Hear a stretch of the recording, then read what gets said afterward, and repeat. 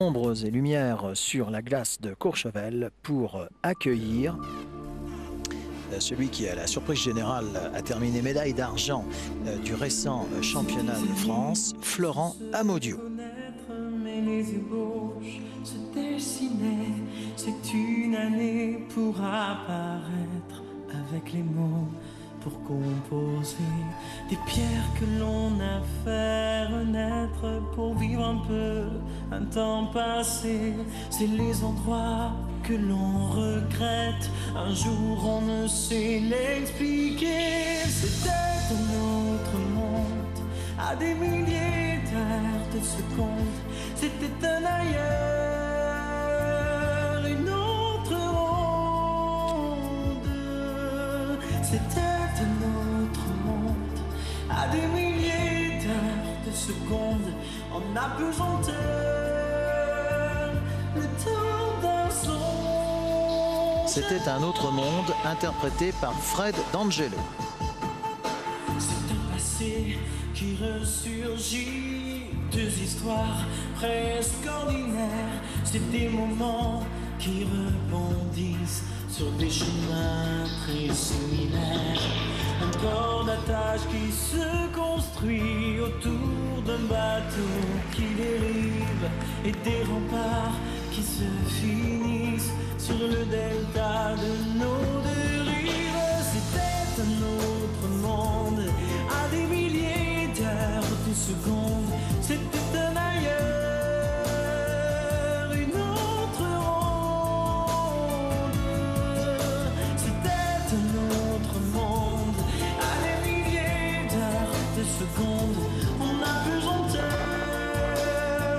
le temps d'un songe. On laisse une place incandescente sur les faux pas et les non-dits. On laisse le choix d'une délivrance. On laisse tout. Et tout s'oublie.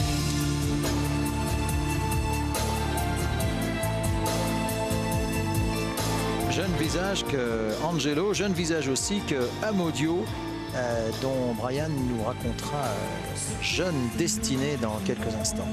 À des milliers d'heures de secondes, c'était un ailleurs, une autre ronde. C'était un autre monde, à des milliers d'heures de secondes. En apesanteur, le temps d'un songe. C'était un autre monde, c'était un autre monde.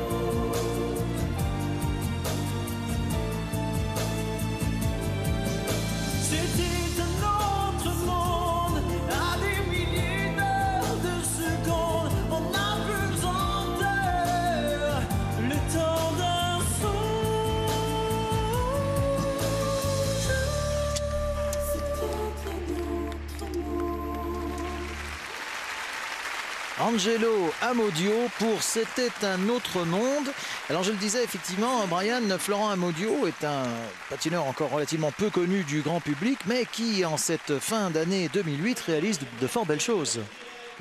Ces 2 dernières années, il a énormément évolué artistiquement, techniquement aussi, parce que c'était un garçon qui avait un problème au niveau de la fiabilité sur ses sauts, mais là, maintenant, il n'a plus aucun problème. Il y a 10 jours, il a gagné la finale des Grands Prix Juniors, donc ce qui le place numéro 1 mondial dans sa catégorie.